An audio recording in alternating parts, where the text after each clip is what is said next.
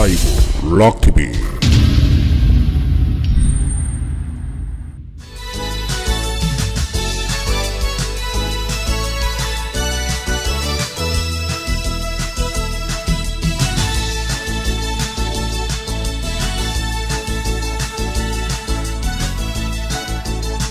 자, 다음 소식입니다.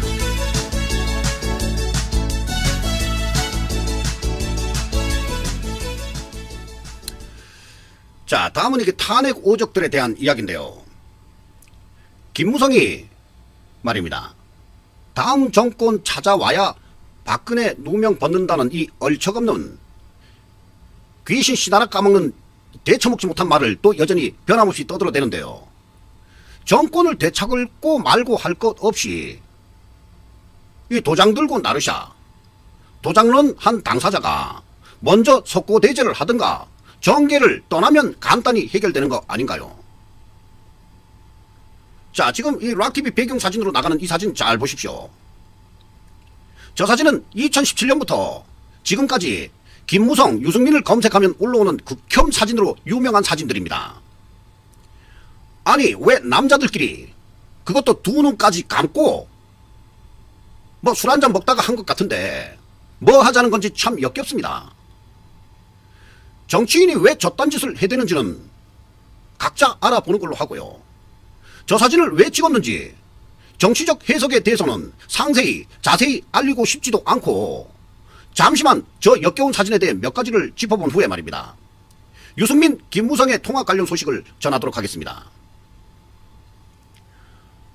뭐 마치 동성애를 하는 것 같은 이런 장면이 지금 나가고 있는데요. 이성 간에 하는 입맞춤이나 혹은 동성 간에 하는 입맞춤은 서로 입을 하는 입맞춤, 이 서로 입을 맞춘다는 건 하나의 애정 표현 행위입니다. 그런데 이성 간의 열정적인 사랑의 표현 방법으로만 사용되는 줄 알았던 이 입맞춤이 정치인들끼리, 아니 그것도 이 수컷들끼리 말입니다, 격렬한 입맞춤을 하는 것을 보고 있자니 정말 오만 가지 토쏠림이 솟구칩니다. 저 사진을 찍었을 당시에 말입니다, 박근혜 대통령을 탄핵시키는데 일조한 동지들이라며 얼마나 희덕거리고 자화자찬을 했으면 저런 사진을 찍는데도 뻔뻔스럽게 러브샷을 했을까요? 아니, 지 마누라들하고는 저런 러브샷을 한 번이라도 합니까? 그런데 저 꼴불견 영상이 말입니다, 중국에서 폭발적인 인기를 끌고 있던 게 2017년도에 일어난 사건입니다. 야합도 아니고 어쨌든 뭐 정말 저런 짓까지 해대더니, 그런데 일주일 만에 김무성이 바미당을 탈당한 후에 자한당으로 입당해버렸습니다. 권력 정치 앞에서는 간도 쓸개도 다 빼준다고 하지만 도대체 그놈의 권력이란 게 뭐길래 말입니다, 저렇게 광대가 되어야 하는 건지 이 미천한 우리 일반인들은, 더더군다나 강원도 감자가 말입니다, 생각할 때는 도무지 모르겠습니다. 자, 저렇게 진한 입맞춤을 해야만 동지요 혈맹임을 자타가 공인해 주려는 유일한 방법입니까? 아니, 저딴 역겨운 정치인들의 동성애 퍼포먼스가 국민들에게 통할 것이라고 생각하는 것입니까? 러브샷, 취기가 올라서 이게 남잔지 여잔지 이 분간이 안 돼서인지 말입니다, 그래서 저런 거인지는 몰라도, 자, 정치인의 이 우리가 모르는 깊은 뜻이 있는 것입니까? 그런데 아무리 봐도 국민은 말입니다, 역겹고 토할 것 같다 하는 것입니다. 뭐 영어 잘 못하지만 아 이거 오마이 갓이다, 오마이 갓이다 하는 것입니다. 아니, 저런 자들이 동성애를 찬양하는 박원순 서울시장과 좌파들을 욕할 자격이 있습니까? 자, 그런데 말이죠, 이 자유한국당 김무성이 내가 안 나가겠다는 건데 내가 불의한 상태에서 의원들을 통합시키고 준비해야 한다면서 말입니다, 총선 불출마 입장을 밝혔습니다. 김무성은 내 역할은 어쨌든 보수를 통합시키고 총선을 이기게 하고 그 다음 대선에서 정권 교체하는데 미랄이 되겠다 하는 생각이다 하고 자신의 생각을 최근 밝혔습니다. 문재인 정권이 나라를 망치는 것을 막는 길은 대선에서 이기는 것뿐이라며, 그러기 위해서는 이 징검다리인 총선에서 이겨야 하고, 이기기 위해서는 통합 외에는 방법이 없다고 거듭 강조를 합니다. 또 어차피 좌파는 우리를 안 찍고 우파표가 우리에게 결집되는지 분열되는지가 문제라면서, 통합하면 국민이 기대할 수 있지만 통합을 하지 않으면 희망이 없다고 생각할 것이라고 했는데요. 아니, 말 잘했네요. 돈 1원짜리 한 푼 받지 않은 청렴한 박근혜 대통령 탄핵에 앞장섰다는 말입니까? 박지원이 한 말 유명하죠. 우리 락TV에서도 지난 2월 15일에 방송하기도 했던 이 내용인데요. 김무성에게 20표가 필요하지만 안전하게 40표를 달라고 했더니 김무성이 박지원에게 말입니다. 형님 40표 준비됐습니다 라고 탄핵이 시작되었다고 밝힌 박지원은 탄핵에서 나는 은메달이고 김무성이 금메달이라고 했습니다. 자, 그 당시 2월달에 방송했던 그 장면 다시 한번 보도록 하겠습니다. 이 민주평화당 정치구단 정치십단이라는 박지원 의원이 2016년 말 국회가 박근혜 대통령 탄핵에 나선 것을, 지난 2월 15일 락TV가 방송했던 내용입니다. 김무성 의원이 탄핵에 찬성하는 40여 명의 표를 만들었다고 말을 해서 탄핵이 시작됐다 하는 충격적인 말을 했습니다. 또 이 사실을 어제인 14일 TBS 라디오 김어준의 뉴스 공장에 나와서 5.18 망원 자유한국당 의원 3명에 대해서 제명이 가능하다는 것을 설명하는 과정에서 박근혜 대통령 탄핵에 얽힌 비화를 소개하면서 이것이 공개가 된 것입니다. 자, 박지원은 말이죠. 박근혜 탄핵 때 우리가 얼마나 어려웠는가. 그래서 우상호, 노회찬, 박지원이 뭉쳐서 새누리당 격파 작전을 하자. 제가 김무성 전 대표하고 만나서 내가 20표가 필요하다고 안전하게 40표를 달라고 했더니 저한테 형님 40표 준비됐습니다. 그래서 탄핵이 시작된 거라고 충격적인 발언을 던졌습니다. 자, 바로 이 내용인데요. 자, 지난 2월 15일에 방송했던 이 락TV 화면이었습니다. 늘 하는 말이지만 좌파들이야 어차피 지들끼리 똘똘 뭉쳐서 말입니다. 박근혜 정부 하는 것마다 반대하던 놈들이니까 그렇다 치지만 멀쩡한 대통령을 탄핵시키면서 이렇게 나라가 엉망진창 될 줄 몰랐다는 말인가요?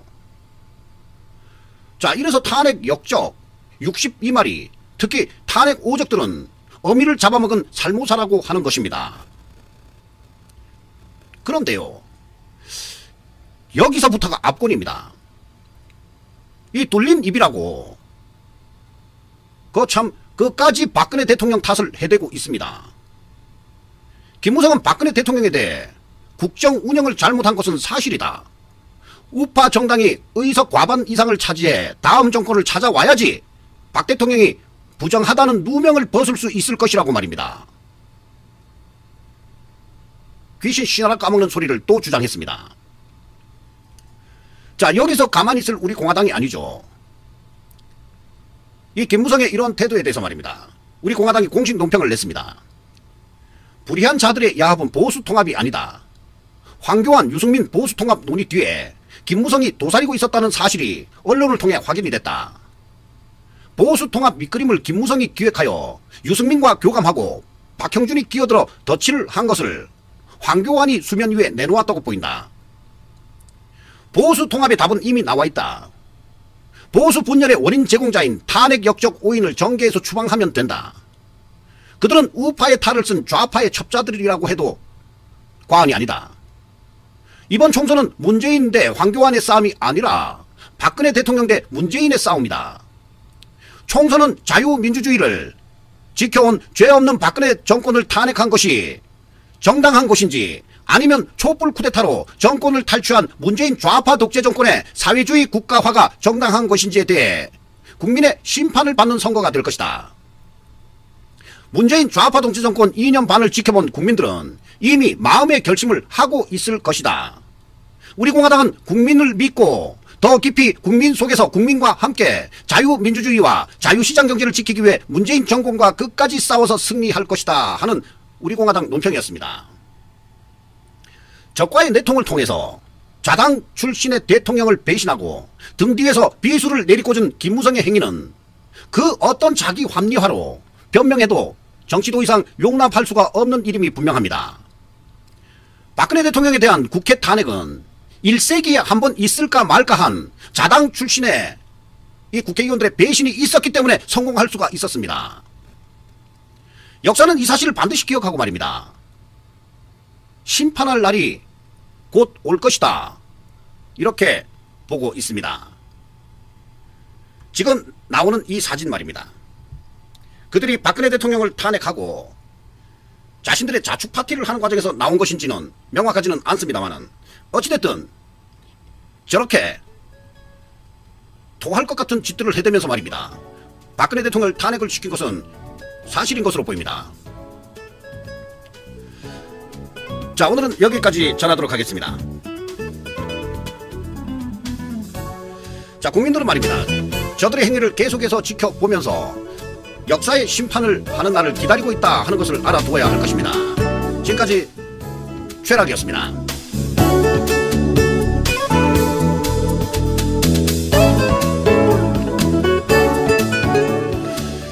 자, 지금부터는 말입니다. 네, 여러분들의